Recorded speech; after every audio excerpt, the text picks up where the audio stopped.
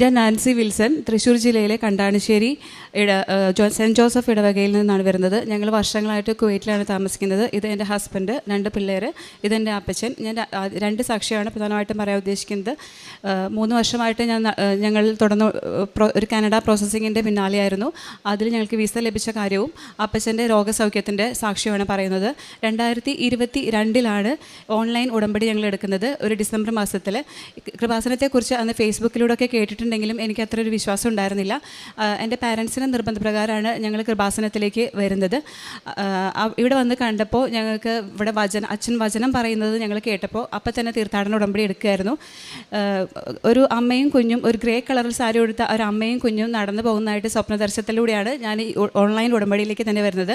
അന്ന് മുതൽ ഉടമ്പടി നിബന്ധനകളെല്ലാം തന്നെ കൃത്യമായിട്ട് പാലിച്ചു പോരുന്നുണ്ടായിരുന്നു. ഞാനും എൻ്റെ ഹസ്ബൻഡും ഓൺലൈൻ ഉടമ്പടിയിലായിരുന്നു.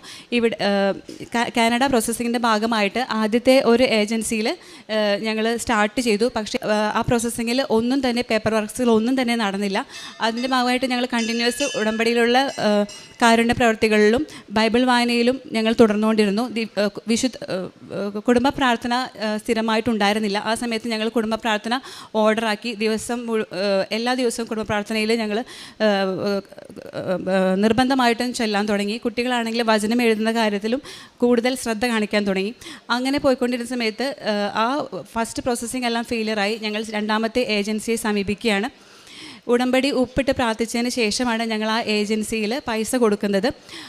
അന്ന് രാത്രി ഞങ്ങൾക്ക് കുടുംബ പ്രാർത്ഥന ചൊല്ലിക്കൊണ്ടിരിക്കുന്ന സമയത്ത് കുറച്ച് പേര് ഞങ്ങളെ കാണാൻ വന്നു. ഞങ്ങൾ ഡോറ് തുറന്നു നോക്കിയപ്പോൾ ഒരു ഫാമിലിയാണ്. അവരുടെ കയ്യിലാണെങ്കിൽ ഉടമ്പടി ഉപ്പല്ല ഉണ്ടായിരുന്നു. അപ്പോൾ ഞങ്ങൾക്ക് മനസ്സിലായി ഇവർ കൃപാസനത്തിൽ ഉടമ്പടി എടുത്തിട്ടുള്ളവരാണ്. അവരുടെ കഴുത്തിൽ ഉടമ്പടി കാശുരൂപം ഉണ്ടായിരുന്നു. അവർ ഞങ്ങളെല്ലാം കണ്ട് ഞങ്ങളോട് വിശേഷങ്ങളെല്ലാം ചോദിച്ചു. അവർ ഞങ്ങളോട് പറഞ്ഞു, നിങ്ങൾക്കൊരു പെൺകുട്ടി ഉണ്ടല്ലോ, അത് ആരാണെന്ന് ചോദിച്ചു. അപ്പോൾ ഞങ്ങൾ പറഞ്ഞു, ഇല്ല, ഇവരാണ് ഞങ്ങളുടെ മക്കളെന്ന് പറഞ്ഞു. പക്ഷേ അവർ പോയി കഴിഞ്ഞപ്പോൾ അവർ ഞങ്ങളുടെ മുകളിൽ താമസിക്കുന്നവരായിരുന്നു. ആദ്യമായിട്ട് ആ ഫ്ലാറ്റിലേക്ക് വരുവാണ്. ഞങ്ങൾക്ക് മനസ്സിലായി പരിശുദ്ധ അമ്മ ഞങ്ങളുടെ കൂടെ ഉണ്ടെന്ന് മനസ്സിലായി. അപ്പോൾ ഞങ്ങൾ മുമ്പോട്ട് പോകാൻ തന്നെ തീരുമാനിച്ചു. 2ാമത്തെ ഏജൻസിയിൽ വെച്ച് ഞാനൊരു ചേച്ചി എൻ്റെ അടുത്തിരിക്കുന്നുണ്ടായിരുന്നു. ആ ചേച്ചിയുടെ മൊബൈലിൽ ഞാൻ കൃപാസന അമ്മയുടെ ഫോട്ടോ കണ്ടു. അവർ എന്നോട് സംസാരിച്ചതിന് ശേഷം ഒരു നമ്പർ എനിക്ക് തന്നു, ഒരു ഏജൻസിയുടെ നമ്പർ. എന്തുമാവട്ടെ എന്ന് കരുതി ഞങ്ങൾ ഈ 2ാമത്തെ ഏജൻസിയിൽ തന്നെ തുടർന്നു കൊണ്ട് പോയിരിക്കുകയായിരുന്നു. പക്ഷേ കാര്യമായിട്ട് അവിടെയും പ്രോസസ്സിങ് ഒന്നും തന്നെ നടന്നില്ല. ഞങ്ങൾക്ക് ഫേക്ക് ആയിട്ടുള്ള ഇൻഫർമേഷൻസ് ആയിരുന്നു അവർ തന്നിരുന്നത്. ഞങ്ങളാണെങ്കിൽ ഒരു ഭീമമായ തുകയും അവിടെ അടച്ചു കഴിഞ്ഞിട്ടുണ്ടായിരുന്നു. 3 സ്റ്റെപ്പ് പ്രോസസ്സിങ് കഴിഞ്ഞിട്ടും ഞങ്ങൾക്ക് അത് ചീറ്റ് ചെയ്യപ്പെട്ടു എന്ന് ഞങ്ങൾ മനസ്സിലാക്കിയ സമയത്ത് ഞങ്ങളുടെ മുമ്പിൽ വേറെ മാർഗ്ഗമൊന്നും ഉണ്ടായിരുന്നില്ല. പരിശുദ്ധ അമ്മ ഞങ്ങളുടെ കൂടെ ഉണ്ടായിരുന്നത് ഞങ്ങൾക്ക് അടയാളം ലഭിച്ചാണ് ഞങ്ങളുടെ കുടുംബ പ്രാർത്ഥനയിലൂടെ. ഞങ്ങൾ മുമ്പോട്ട് പോയി. ഞങ്ങൾ ഒരു തരത്തിലും മനസ്സിൽ വിഷമമുണ്ടായിരുന്നു. ആ സമയത്തൊക്കെ ഞങ്ങൾ ഉടമ്പടി ധ്യാനം കണ്ടിന്യൂസ് ആയിട്ട് തന്നെ കാണാറുണ്ടായിരുന്നു. എത്ര തിരക്കുണ്ടെങ്കിലും ജോലി സ്ഥലത്താണെങ്കിലും കൊന്ത ചൊല്ലിയും ഉടമ്പടി ധ്യാനങ്ങൾ കേട്ടുമാണ് ഞങ്ങൾ ശക്തി സംഭരിച്ചുകൊണ്ടിരുന്നത്. ഈ ഏജൻസി ചതിച്ചു എന്ന് മനസ്സിലായ സമയത്ത് ഞങ്ങൾ അവരോട് ചോദിച്ചു, പൈസ കിട്ടാൻ യാതൊരു മാർഗ്ഗവും ഇല്ലയെന്ന് ഞങ്ങൾക്ക് തന്നെ ഉറപ്പായി. മിഡിൽ ഈസ്റ്റിലൊക്കെ പൈസ കിട്ടണമെന്നുണ്ടെങ്കിൽ അത് കോർട്ട് കേസാവും, വർഷങ്ങളെടുക്കും. അതും കുവൈറ്റിൽ നിന്നല്ല, ദുബായിലും അബുദാബിയിലൊക്കെ ആയിരുന്നു അതിൻ്റെ ഹെഡ് ഓഫീസ്. ഞങ്ങൾ അവിടെ ഓരോ ആഴ്ചയിലും വെള്ളിയാഴ്ചകളിൽ ഞങ്ങൾക്ക് അവധി കിട്ടുന്നത് ആ ദിവസം മാത്രമാണ്. ഞങ്ങൾ പോവും, ഞങ്ങൾ അവിടെ ഇരിക്കും, മാനേജറുടെ മുമ്പിലിരിക്കും. ഞങ്ങൾക്ക് പ്രത്യേകിച്ച് ആയുധങ്ങളൊന്നുമില്ല. ഞങ്ങളുടെ കയ്യിലുള്ള ആയുധം കൊന്തയാണ്. കൊന്ത ചൊല്ലും. ഞങ്ങൾക്ക് എപ്പോഴും മനസ്സിൽ ആ സമയത്ത് മാനേജറുടെ കൈകളൊക്കെ വിറയ്ക്കുന്നതായിട്ട് ഞങ്ങൾക്ക് തോന്നും. ഞങ്ങളൊന്നും സംസാരിക്കാറില്ല. ഞങ്ങൾ മനസ്സിൽ കൊന്ത ചൊല്ലിക്കൊണ്ടിരിക്കും. ഞങ്ങളുടെ പുറകിൽ ആരോ നിൽക്കുന്നതായിട്ട് ഞങ്ങൾക്ക് ഫീൽ ചെയ്തിട്ടുണ്ട്. അത് ഞങ്ങൾക്ക് മനസ്സിലായി പരിശുദ്ധ അമ്മയാണെന്നുള്ളത്. അപ്പോൾ ആ ധൈര്യത്തിലാണ് ഞങ്ങൾ ഈ പൈസ ചോദിക്കുന്നത്. ഞങ്ങൾക്ക് വേണ്ടി പൈസ ചോദിക്കാൻ അവിടെ ആരും തന്നെ ഇല്ല. ദൈവം അനുഗ്രഹിച്ചു, ഞങ്ങൾക്ക് ആ പൈസ ലഭിച്ചു. അതും വലിയൊരു തുകയായിരുന്നു. ആ പൈസ ലഭിക്കാൻ ഒരു സാധ്യതയും ഇല്ല എന്നുള്ളത് പലരുടെയും അനുഭവങ്ങളിലൂടെ ഞങ്ങൾ തിരിച്ചറിഞ്ഞു.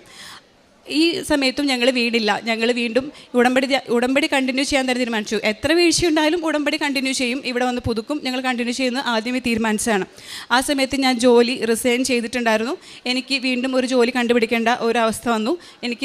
അതിന് മുമ്പ് എനിക്ക് ഇവിടെ വന്ന് ഉടമ്പടി പുതുക്കണം എന്നുള്ളൊരു ആഗ്രഹം ഉണ്ടായിരുന്നു. പക്ഷേ എങ്ങനെ നടക്കുമെന്നറിയില്ല. ഞാനൊരു എംപ്ലോയറിൽ നിന്നും അടുത്ത എംപ്ലോയറിലേക്ക് വിസ ചേഞ്ച് ചെയ്താലേ എനിക്ക് ട്രാവൽ ചെയ്യാൻ സാധിക്കുമായിരുന്നുള്ളൂ. പക്ഷേ അന്നൊരു സ്വപ്നം ഉണ്ടായി. എനിക്കൊരു ലേഡി ഒരു ജോബ് ഓഫർ തരുന്നതായിട്ടൊരു സ്വപ്നം കണ്ടു.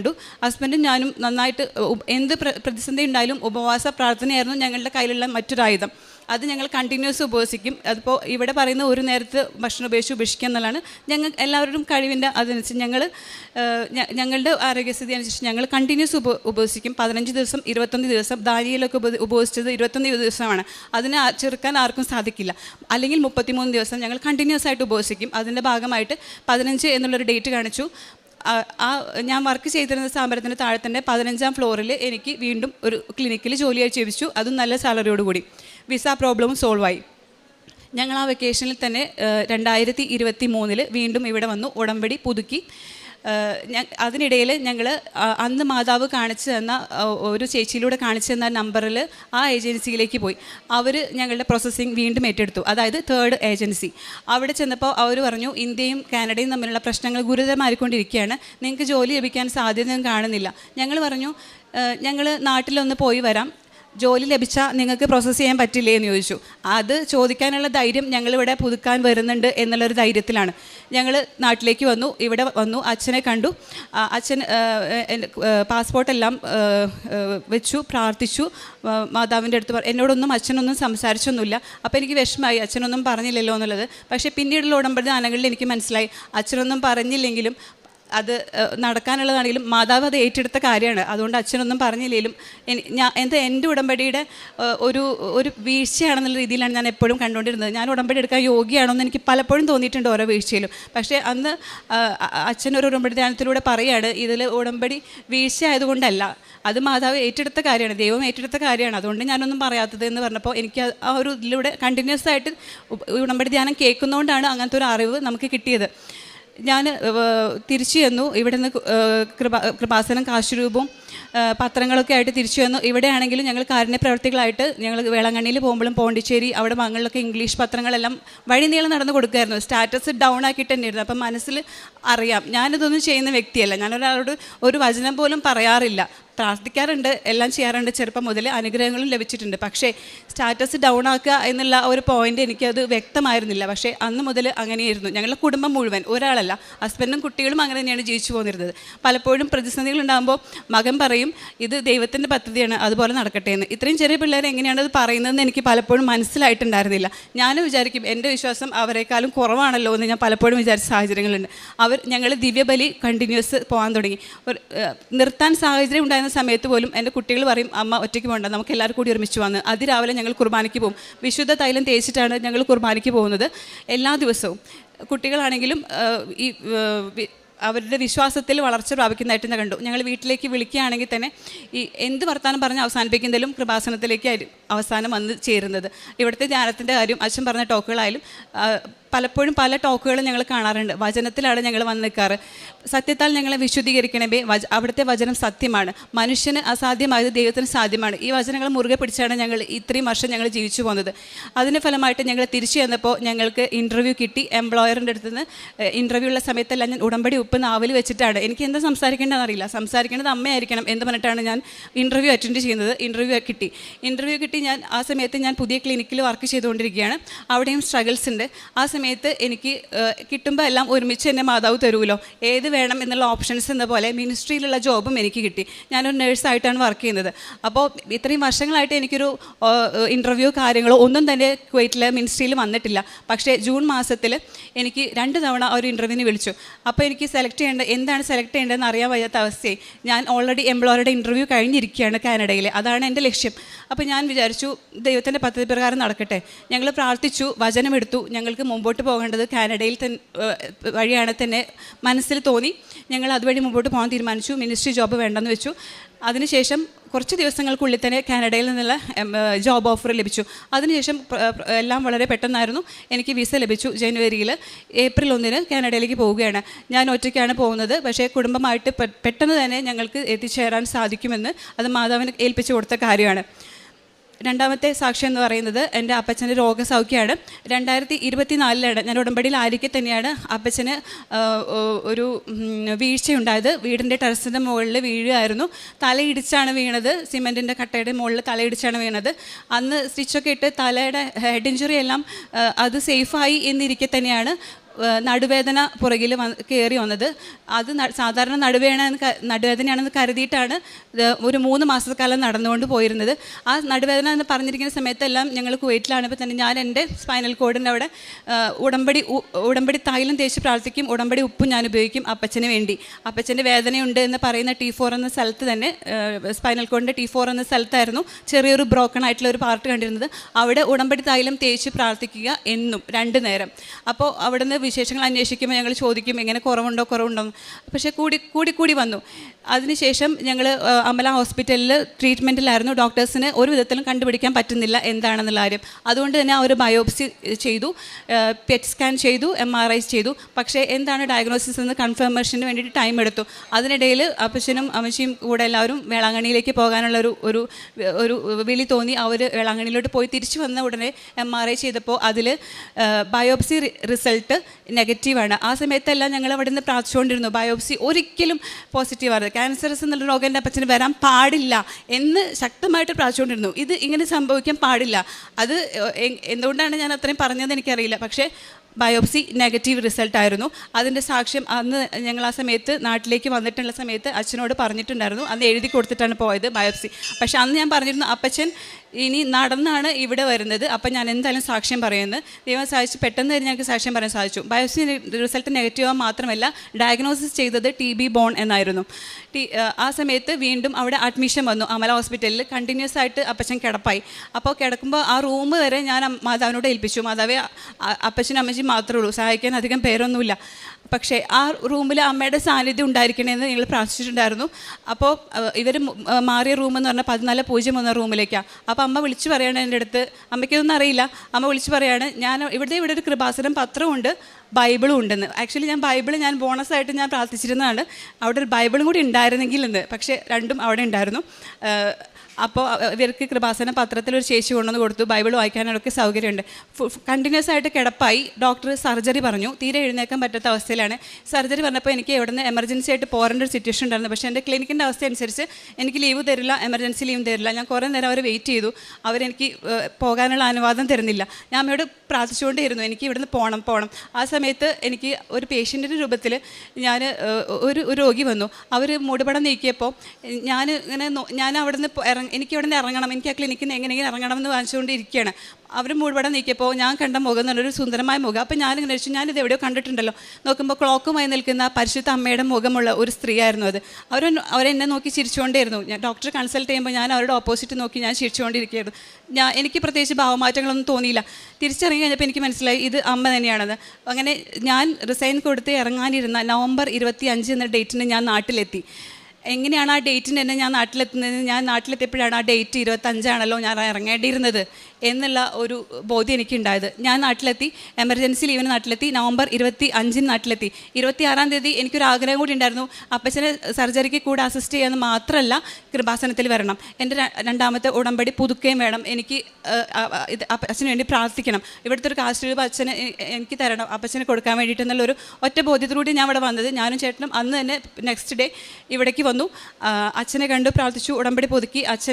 അപ്പച്ചൻ്റെ ഫോട്ടോ തറയിൽ വെച്ച് പ്രാർത്ഥിച്ചു. ഞങ്ങൾക്കൊരു കാശുരൂപം തന്നു. നേരെ തന്നെ ഞങ്ങൾ അമല ഹോസ്പിറ്റലിൽ പോയി.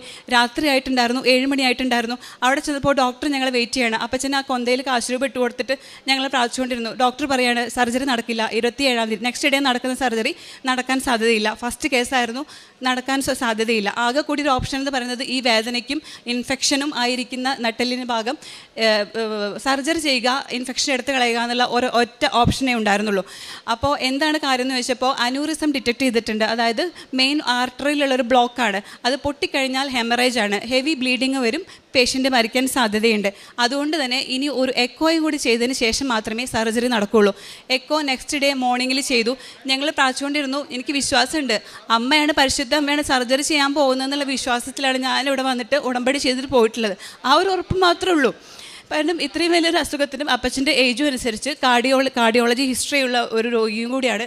എങ്ങനെ സർജറി നടക്കും, എങ്ങനെ റിക്കവറി എന്നുള്ളതൊക്കെ എൻ്റെ മുമ്പിൽ ഒരു അടഞ്ഞ വാതിലായിരുന്നു. എനിക്കത് തുറക്കണം. അതിന് നെക്സ്റ്റ് ഡേ എക്കോ കഴിഞ്ഞപ്പോൾ ഡോക്ടർ പറഞ്ഞു ഒന്നും കാണാനില്ലല്ലോ, അന്യൂറിസം ഒന്നും കാണാനില്ലല്ലോ, സർജറി ചെയ്യാം. അപ്പം തന്നെ സർജറി കയറ്റി. വിത്തിൻ 1 അവർ സർജറിക്ക് കയറ്റി. അപ്പോഴും പിന്നീടാണ് ഞാൻ അറിയുന്നത് നവംബർ 27-ാം തീയതി ജോസഫ് അച്ഛൻ്റെ ധ്യാനത്തിൽ അച്ഛൻ പറയുന്നുണ്ട് ഇന്നത്തെ സർജറി ചെയ്യാൻ പോകുന്നത് പരിശുദ്ധ അമ്മയാണെന്നുള്ളത്. അത് തന്നെയാണ് ഈ മാസങ്ങളോളം ഞാൻ ഞങ്ങൾ പ്രാർത്ഥിച്ചുകൊണ്ടിരുന്നതും. അതുകൊണ്ട് തന്നെ ഉറപ്പായിരുന്നു സർജറി 3 മണിക്കൂറുള്ള സർജറി 1.5 മണിക്കൂർ കൊണ്ട് തീർന്നു. ഡോക്ടർ നേരിട്ട് റൂമിൽ വന്നിട്ട് പറയാണ് സർജറി കഴിഞ്ഞു, അപ്പച്ചന് കുഴപ്പമൊന്നുമില്ല. എനിക്ക് പരിശുദ്ധ അമ്മ വന്ന് പറയണ പോലെ തോന്നിയത്. കാരണം ഓപ്പറേഷൻ തിയേറ്ററിൻ്റെ മുമ്പിൽ എല്ലാവരും ഇരിക്കുന്നുണ്ട്, പക്ഷേ ഡോക്ടർ അവിടെ അല്ല, റൂമിലേക്ക് നേരിട്ട് വരികയാണ് ചെയ്തത്. ഈ കാശുരൂപം കഴുത്ത് കിടക്കുന്നതുകൊണ്ട് തന്നെ ഡോക്ടർ വന്നത് എനിക്ക് എന്തോ ഒരു അങ്ങനെ തോന്നിയത്. പരിശുദ്ധ അമ്മ നേരിട്ട് വന്ന് പറഞ്ഞ പോലെ എനിക്ക് തോന്നിയത്. സർജറി കഴിഞ്ഞു, കോംപ്ലിക്കേഷൻസ് വീണ്ടും തുടങ്ങി. അപ്പച്ചൻ എഴുന്നേറ്റ് നടക്കുന്നില്ല, ഒരു കോൺഫിഡൻറ്റും ഇല്ല, നടക്കാനൊരു സാധ്യതയില്ല. അപ്പോഴും ഈ കണ്ടിന്യൂസ് ആയിട്ട് ഉടമ്പടി വസ്തുക്കൾ ഞങ്ങൾ ഉപയോഗിച്ച് പോന്നിരുന്നു. ഞാൻ അവിടെ ഒരാഴ്ച ഉണ്ടായിരുന്നെങ്കിലും അമ്മച്ചി എല്ലാ ദിവസവും ഉടമ്പടി ഉപ്പ് ഫുഡിലെല്ലാം ഇട്ട് കൊടുക്കുമായിരുന്നു. സോഡിയം കുറവ്, ഇലക്ട്രോലൈറ്റ്സ് എല്ലാം ഇംബാലൻസ് ആയിട്ട് കിടക്കുന്ന അവസ്ഥയിലും ഈ ഉടമ്പടി ഉപ്പ് കണ്ടിന്യൂസ് ആയിട്ട് ഉപയോഗിച്ചുകൊണ്ടിരിക്കും. തേനും ഉപയോഗിക്കും. ഞാനുള്ള സമയത്തൊക്കെ ഉടമ്പടി തൈലം നെറ്റിയിൽ കുരിശ് വരച്ച് പ്രാർത്ഥിക്കും. അപ്പച്ചൻ കൊന്ത ചൊല്ലുമായിരുന്നു. ബൈബിൾ വായിക്കുമായിരുന്നു. ഞാൻ ബൈബിൾ അപ്പച്ചനൊന്നും സാധിക്കാത്ത സമയത്ത് ഞാൻ ബൈബിൾ വായിച്ച് കേൾപ്പിക്കുമായിരുന്നു. അങ്ങനെ അത് കഴിഞ്ഞു. അച്ഛൻ്റെ ഒരു ധ്യാനത്തിൽ ഞാൻ പിന്നീടാണ് ഞാൻ കേൾക്കുന്നത്, ഡിസംബർ മാസത്തിൽ ഞാൻ 14:01 റൂമിലേക്ക് അമ്മ പോകണം, അപ്പച്ചൻ ഇങ്ങനെ കിടന്നാൽ ശരിയാവില്ല, കാരണം അമ്മയും ടയേർഡായി, അവർക്ക് ഏജ് ആയിട്ടുള്ളതുകൊണ്ട് കൊല്ല കോംപ്ലിക്കേഷൻസ് ഉണ്ട്, ഇങ്ങനെ കിടന്നാൽ ശരിയാവില്ല, കാലൊന്ന് നിലത്ത് കുത്തണം എന്ന് പ്രാർത്ഥിച്ചുകൊണ്ടിരുന്നപ്പോൾ ആ ധ്യാനത്തിൽ അച്ഛൻ ഉടമ്പടി ആരാധനയിലെല്ലാം പറയുന്നത് തന്നെ അപ്പച്ചൻ്റെ കാര്യങ്ങളായിട്ട് എനിക്ക് 5 കാര്യങ്ങളാണ് പറഞ്ഞിട്ടുള്ളത്.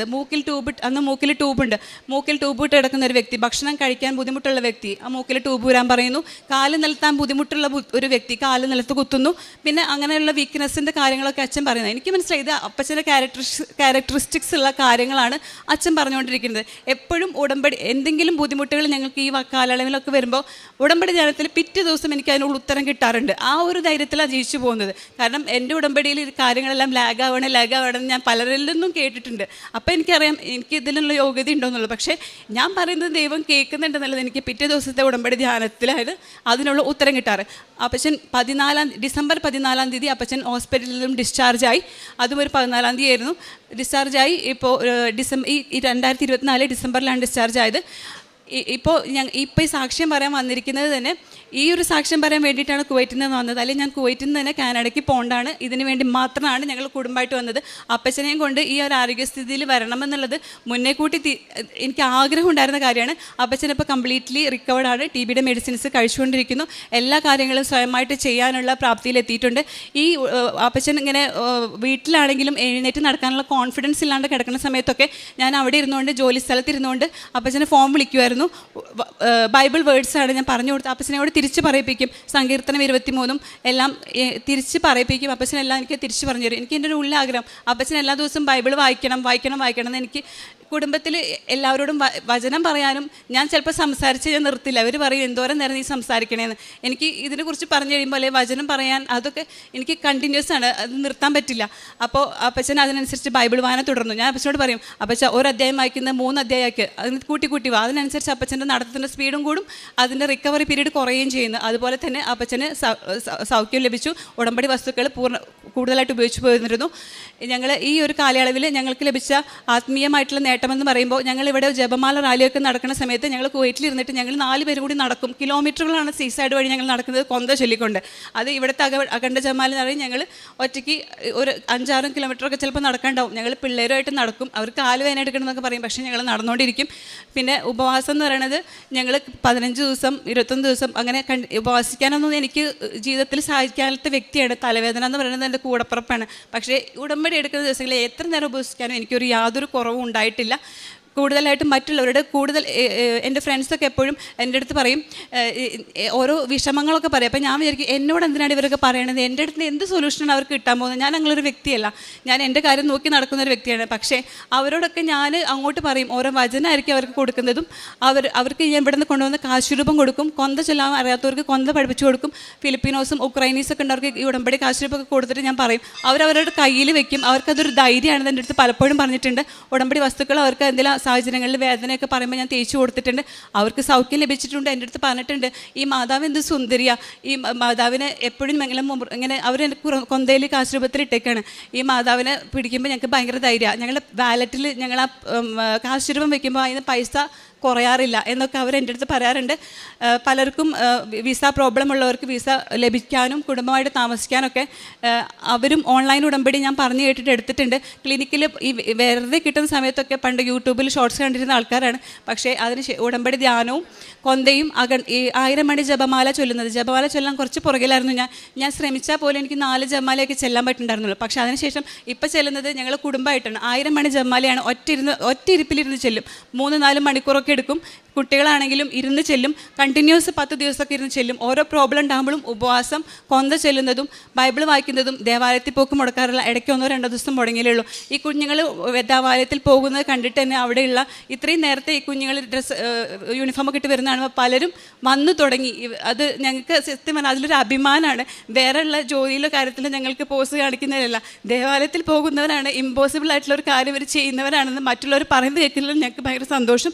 ഞങ്ങൾക്ക് സമയച്ചുരുക്കം ലഭിച്ചിരിക്കുന്നത് എന്ന് പറയുന്നത് ഈ ഭൗതിക കാര്യങ്ങളിലല്ല. ഞങ്ങൾക്ക് സമയച്ചുരുക്കം ലഭിച്ചിരിക്കുന്നത് ഈ ദൈവത്തെ അറിയാൻ കഴിഞ്ഞു, അപ്പ എന്ന് വിളിക്കാൻ കഴിഞ്ഞു. ഇത്രയും നേരത്തെ ഈ ഒരു സമയത്ത് ഞങ്ങൾക്ക് വിളിക്കാൻ കഴിഞ്ഞു എന്നുള്ളതാണ്. മറ്റുള്ളവരിൽ ദൈവികമായിട്ടുള്ള മാറ്റങ്ങൾ കൊണ്ടുവരാൻ കഴിഞ്ഞു. കുടുംബത്തിലായാലും പണ്ട് മുതലേ ഒരു പ്രത്യേക ഒരു കാറ്റഗറിയിൽ ഒരു വിശ്വാസത്തിൽ പ്രാർത്ഥിച്ചുകൊണ്ടിരുന്നവരാണ്.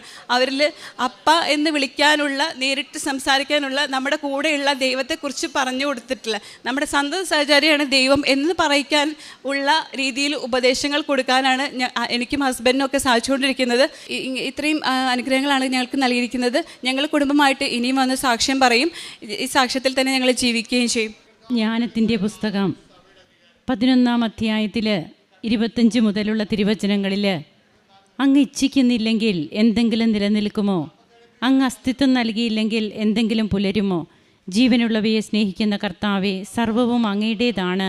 അങ്ങ് അവയോട് ദയ കാണിക്കുന്നു.